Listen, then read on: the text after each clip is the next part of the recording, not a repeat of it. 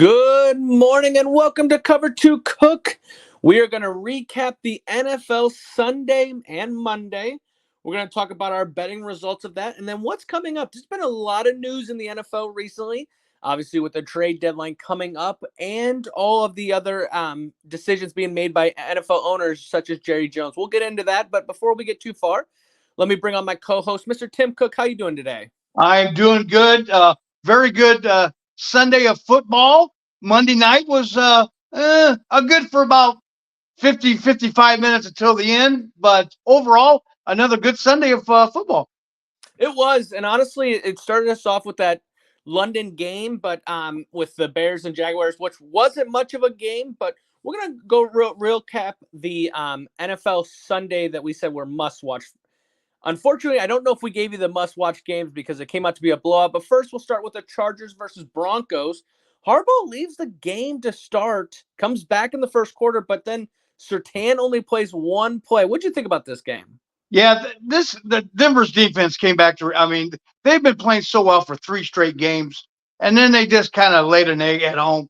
Man, you can't. You're playing a division game. You can't be doing that at home. They didn't look good. And like you said, the Sertan. I mean that. I think that hurt them, but I don't think that. You know, uh, the Chargers, Los Angeles Chargers scored on their first four possessions. Next thing you know, you're looking at the scoreboard. They're down. Denver's down 23-0. I'm like, well, this game's just about over. I mean, they made it a game at 23-16, but they weren't really in this game. I mean, at all. Denver. Knicks had a decent game again. And Herbert, he had 237 yards and a touchdown. Dobbins, he had 96 yards. But I'll tell you what, Denver's got a short turnaround.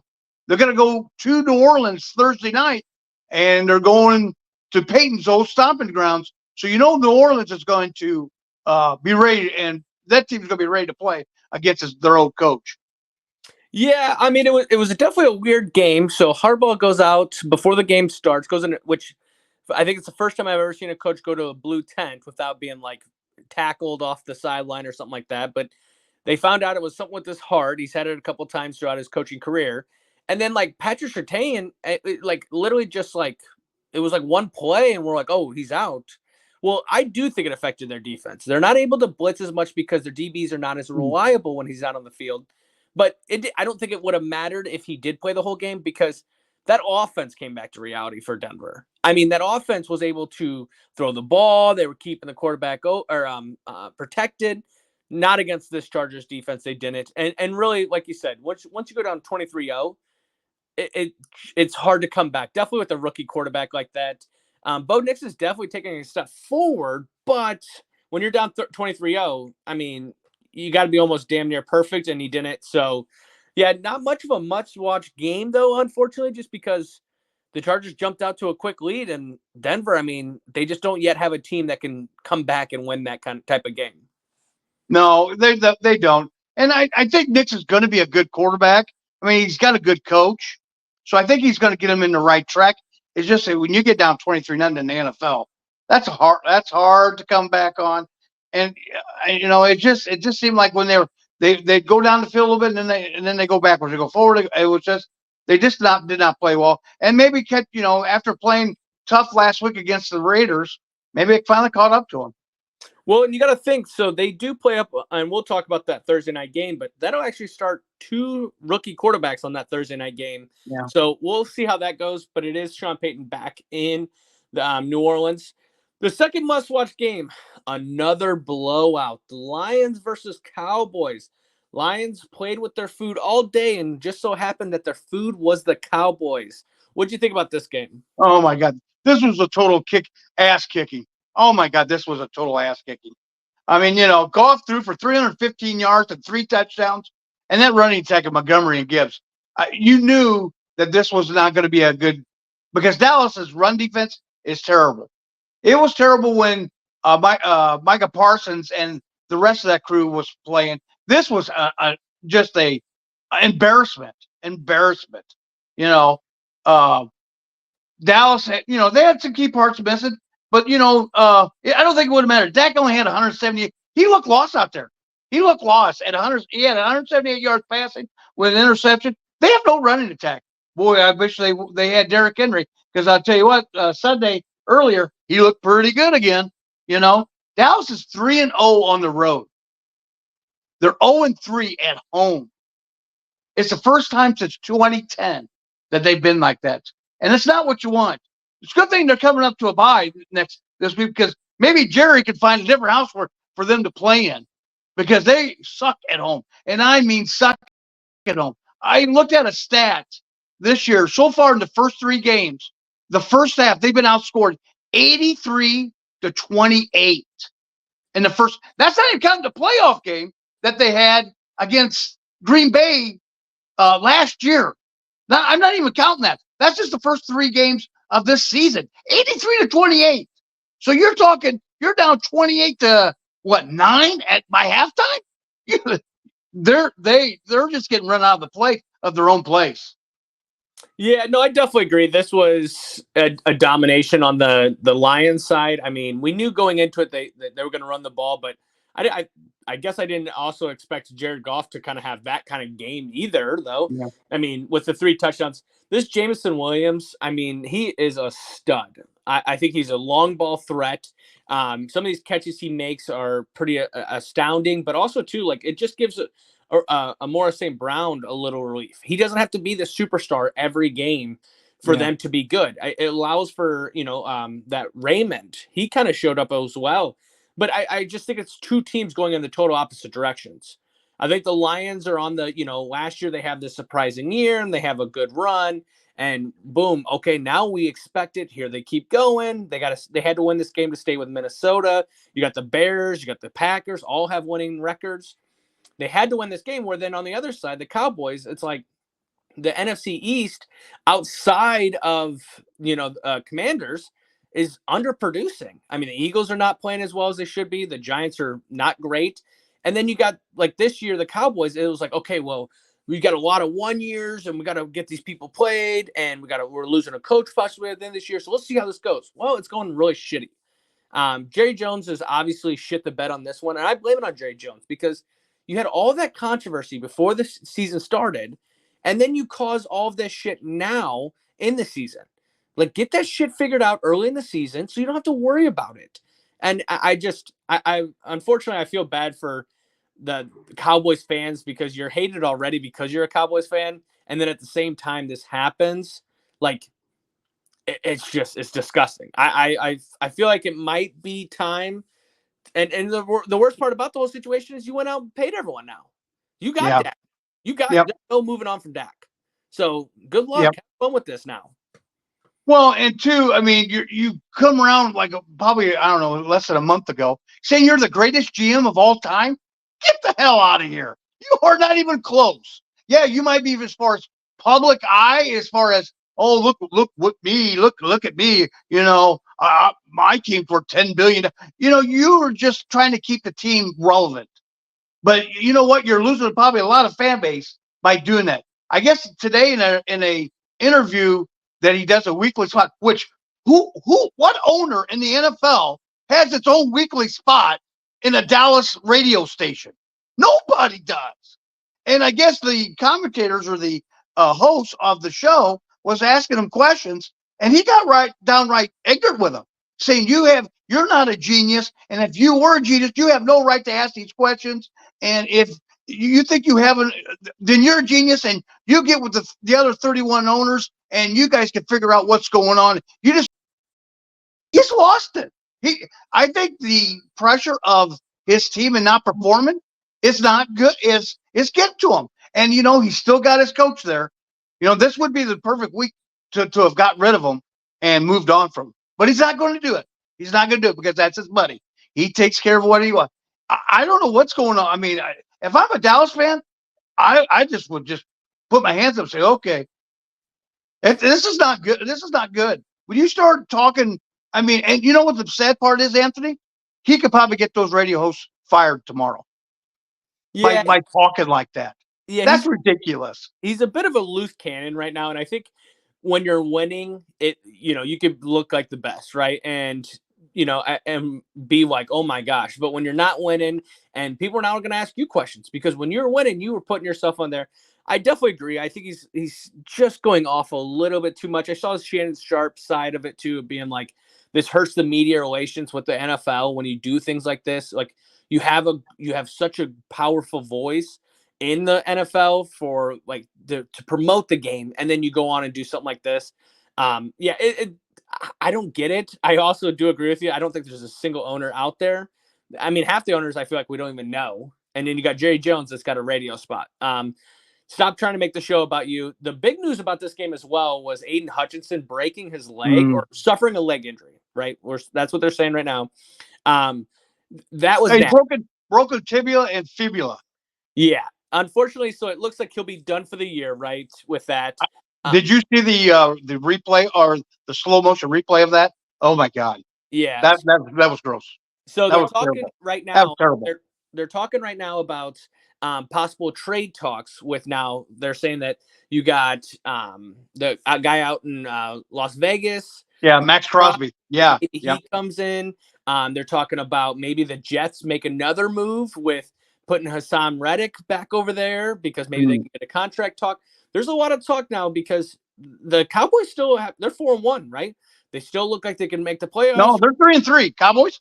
I'm sorry, the Lions. The Lions are 4-1. Yes, right. Yeah, so they still have an opportunity to make to the playoffs, and they're competing with the Vikings, and they're competing with the Bears and Green Bay, because they're all up there right now with wins. So they're still in a hunt. And with losing Aiden, it's a huge loss on their side. They need to definitely take like a step. I don't know, how much are you willing to give up, because they've done really such a good job of drafting that if you go out and go get a DN right now, you're going to give up draft stock.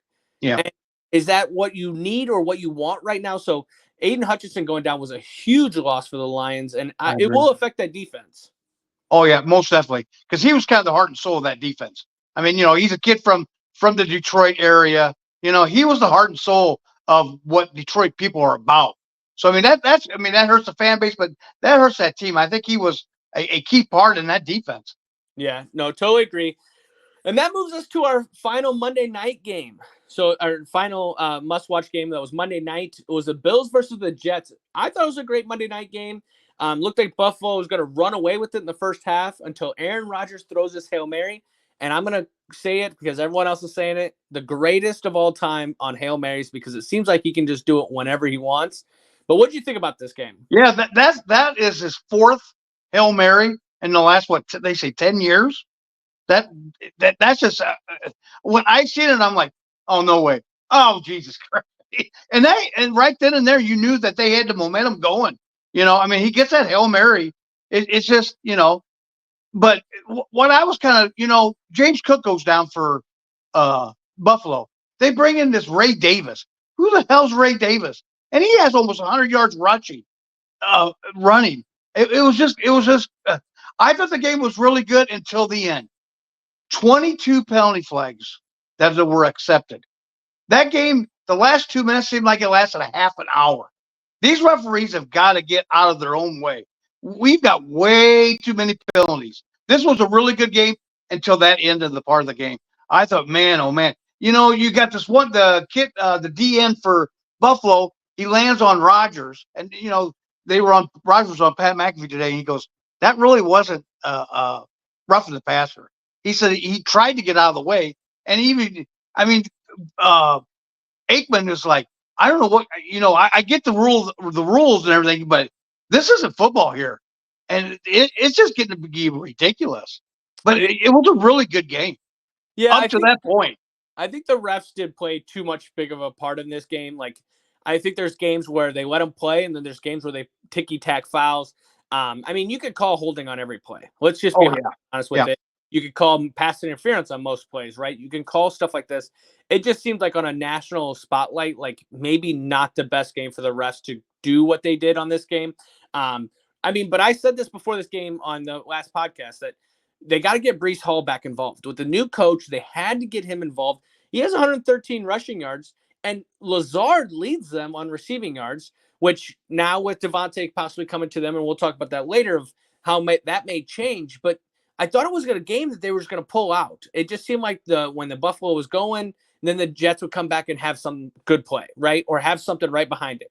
I still think if you're a Buffalo fan, you're sitting here being like, okay, we won this game, but was this a quality win? I think the defense for the Jets kind of just didn't play the type of game that they were supposed to. I mean, they gave, like you said, the Ray Davis, but I mean, Curtis Samuel got involved a little bit, but if it wasn't for Ray Davis, they didn't have anything. He had 55 receiving yards and 97 rushing yards. Like, yeah, why not target him more? Like, who else was going to beat you? And so I think this was a loss on definitely a loss on the Jets' defense, but also like, I just, but and another thing too is this is the third game that Rodgers had where he's had the ball with 2 to 3 minutes to go in the game, and he couldn't seal a deal.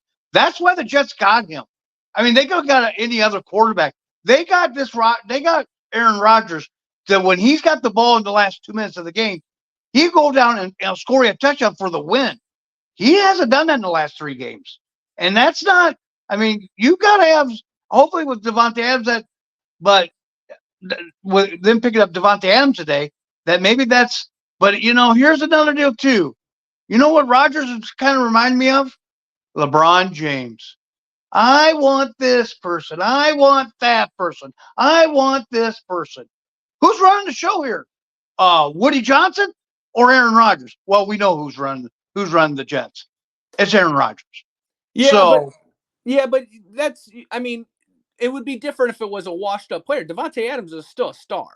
I mean, but he's 31. That's the bad deal. He's 31, coming off of a hamstring injury.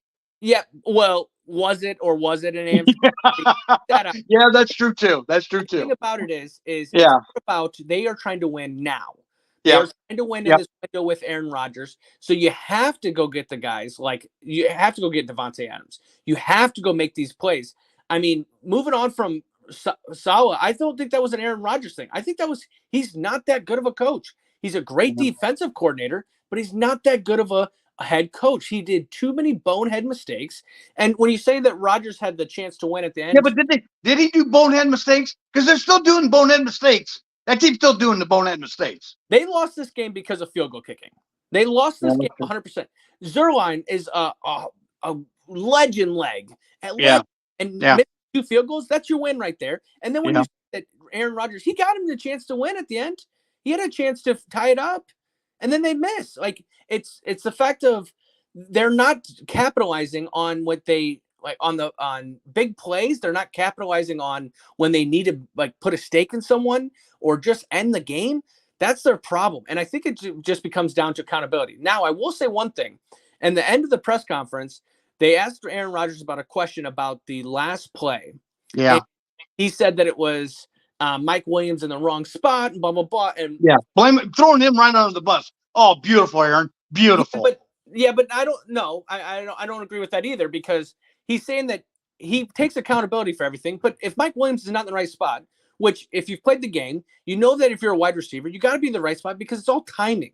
And he wasn't there. So Aaron Rodgers throws an interception. So it goes on Aaron Rodgers' stats that he threw an interception. But if the wide receiver either fumbles it or bobbles it and the other defense, if you're not in the right spot, it blames it on the quarterback. I think there needs to be more accountability. And I think that's where the defensive coordinator, that now the head coach for the Jets, is going to bring that. They have to stop blaming on each other and start taking accountability for themselves. Now, does that start with Aaron Rodgers? I think it does. But I think this Davante Adams and Aaron Rodgers together now, I think it puts them up there because this division's easily able to win. Guess you lost to Buffalo, but you barely lost to them. Yeah. I don't think Buffalo. Yeah, but you're 2 games behind Buffalo now. That's the bad deal. And does Davante Adams put you in the playoffs? Yeah. At 10-7 maybe now? Yeah. But now you're going to have to go on the road. And a while you have to win 3 games on the road to get to the Super Bowl. I don't know. I don't think this team's good enough to do that. I really don't. I don't right know now. No way. I don't know if they're a Super Bowl team. I'm not saying that. I think they're a playoff team, and I think they could possibly even win the division because I don't think Buffalo's that good. I'm saying that I'm coming back on the other round to saying that yes, you lost this game and you're 2 games back, but I think you guys can catch them because I think Buffalo's going to lose some games. I think Josh Allen is trying to play so much and he's having a great season so far, But I just think when you look at like the Jets with picking up Devontae Adams, you got now who are you going to guard now? Who are you going to like when you got Mike Williams out there and you Yeah, got well, you know what? I think Mike Williams is done in New York because you know what? Aaron's not going to. You know how many drop balls that Mike Williams had? He's not going to throw him the ball in the work. Rogers got to trust you, and if he don't trust you, you ain't getting the ball. True. I do agree with that, but I do like the Brees Hall getting more involved in this game. I think he's a stud, and you got to cheer. Yeah, almost. And he came out of the backfield too. Yeah, and caught some passes too. So we'll talk about the rest of the NFL. So we started off with the Jaguars and the Bears on Sunday morning with the London game. We have another London game coming up this week as well, but the Bears kind of handled this game very well. The Jaguars are just not that good, unfortunately. So unfortunately, with a bad team, the Bears are even going to look good in this one. Williams has 4 touchdowns in this one. You had the Packers beating up on the Cardinals 34-13. You had the Colts beating the Titans 20-17. Texans handle the Patriots 41-21 as Drake May's first start. You had Buccaneers beating the Saints 51-27. Eagles handle the Browns barely 20-16. Ravens beat the Commanders 30-23. Steelers win 32-13 against the Raiders.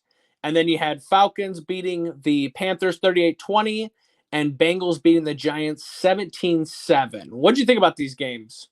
You know, the one that really, you know, the Eagles coming off the bye, they got healthy against Cleveland, who isn't getting healthy off Cleveland. I don't know what's going on in Cleveland with Watson and Stefanski. I didn't know that their OC was Ken Dorsey, which was the OC of Buffalo that they fired too.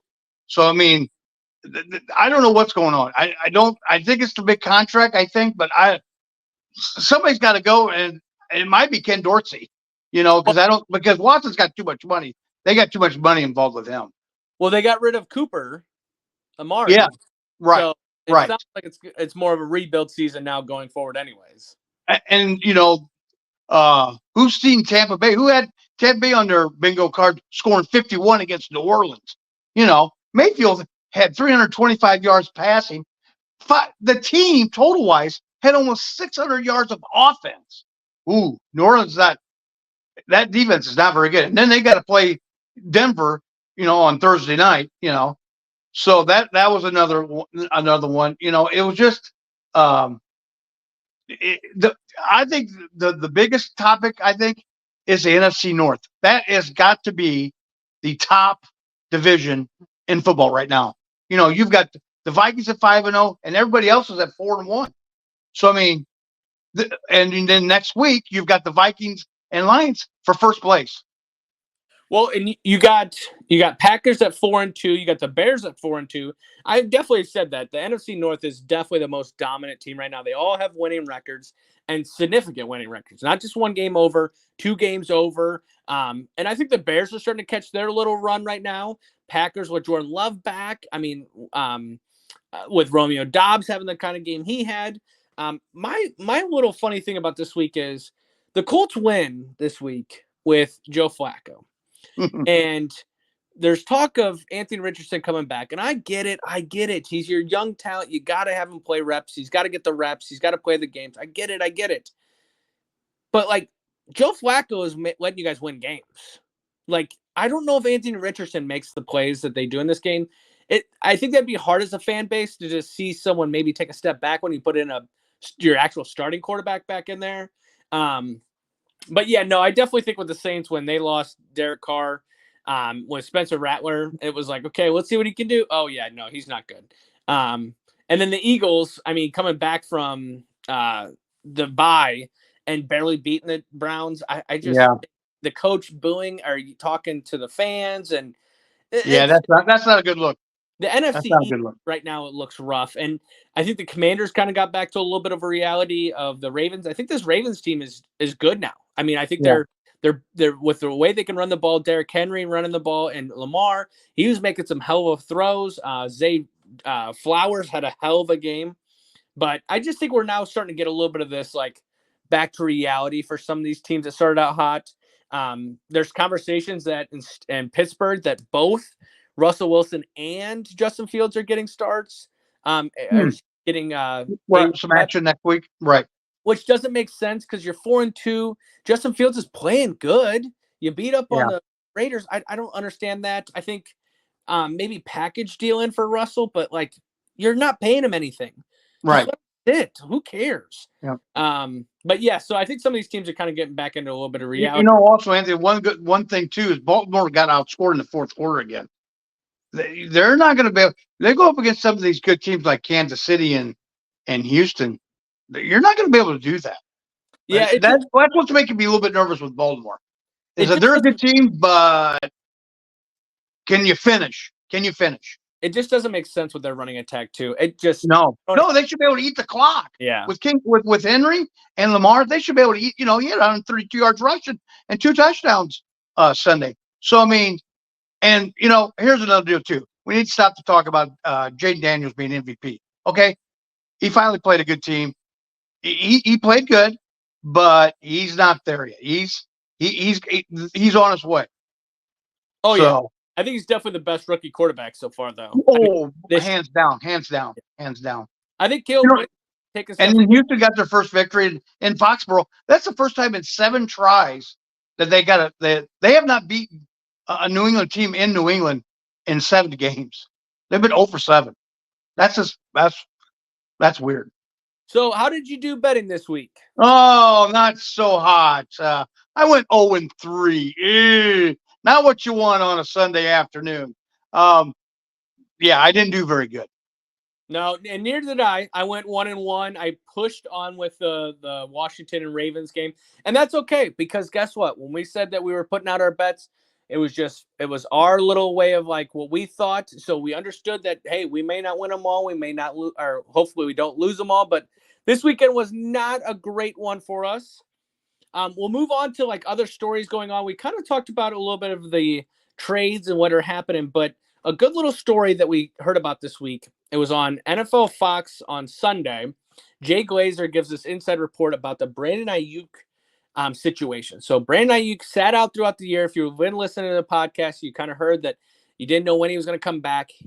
So right before he signs, there were actually trade talks for him to go to the Steelers. And on the day that he signed, the GMs for the 49ers had all of it done, right? Ready to sign, everything to go for him to go to Pittsburgh. Brandon Aiyuk shows up 2 hours early to when he was supposed to get there to 49ers. He gets in there 2 hours early. The coach is like, whoa, what are you doing here? And stuff like this. And he's like, I want to talk. So the coach actually ends up running up to the front office and says, hey, Brandon's here. So they had a 2-hour meeting with Brandon Aiyuk, and they said, either you're going to get traded to the Pittsburgh Steelers or you take the deal that has been on the table. And he ends up taking the deal. He's having the year he is right now, blah, blah, blah, right? And what I want to say about this story is I am actually happy to hear this as the GMs. And what I mean by that is it was one of these things where the original contract that was put out day one is what he signed, but it was one of these things where it's like, okay, if you don't want to be here, gone. And I think that's what the 49ers like team, yes, they're not having the greatest season, but they're still winning. Is what makes them so good is like it's one of these situations where are you bought in? If you're not bought in, then go. Get out of here. We're all in trying to win it. We're trying to win a championship. We've been here a couple times to the championship. We haven't won it yet. We're almost there. We need people that are committed to it. But what did you think about that story? Yeah, I thought that was crazy that, and they pretty much told him you got to the end of the day to figure it out. Or I think they said within 2 hours. You have to have a couple hours or, we're done. You can pack your stuff up and leave. I was just like, holy cow. I mean, it's kind of a good thing that he came in there or he would have been a Steeler. He would have been a Pittsburgh Steeler wide receiver. So, I mean, it was kind of like, And he never really wanted to leave anyway. He was still working out with the team. You got some of these players that, I'm just going to not, like Hassan Reddick for the Jets. I'll just stay away. He never did stay away. He worked out with the team, So it was kind of good that it was kind of like, oh, wow. Right place at the right time. Yeah, and that's where it was a situation where he comes in early. I mean, if a player wasn't committed to the team, he wouldn't have came in early. He would have been. But, yeah, it was a crazy story for Jay Glazer to kind of drop on a Sunday, and I was like, oh, my. So Other news, obviously, the Bills land Mari Cooper from the Browns, and then we've talked about Devontae Adams going to the Jets. Some of these teams are saying, hey, like, we see what the season has started off with. We want to make sure we keep the run going. Another thing that hit today was that Brady's bid to buy into the Raiders was approved. So it looks like, how much can he commentate if he's going to be an owner?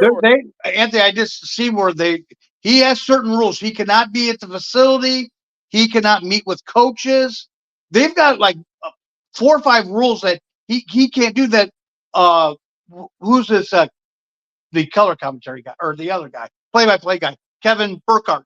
He's going to have to do a lot of the legwork for Brady because he can't go to practices. He can't meet with the coaches. He can't be at the facility. He can't do any of this work since he's now part ownership of the Raiders.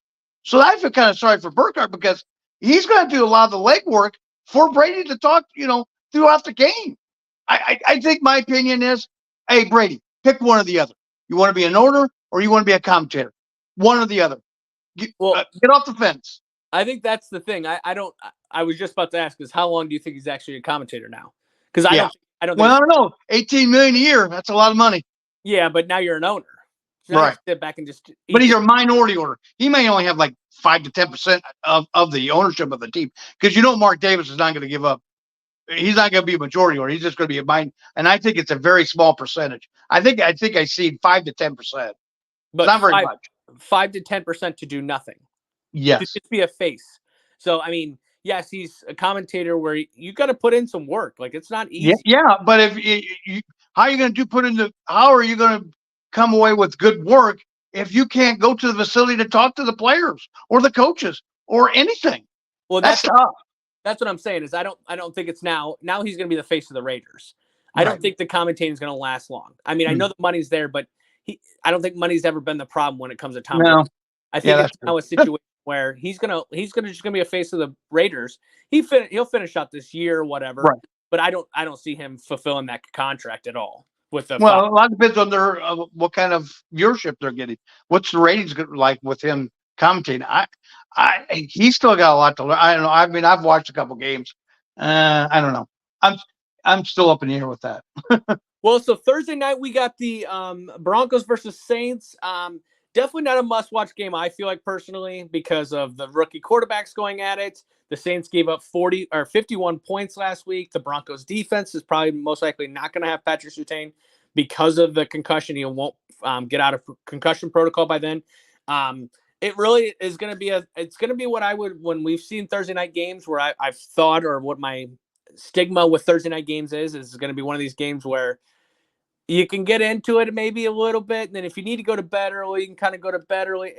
It's not going to be a great game. I personally don't think so. What do you think? Well, I think it's more about Peyton coming home, Sean Payton coming home. It's his first game against his old team. So I think that's the narrative of what this game is really going to be about. I think that's what they're going to talk about.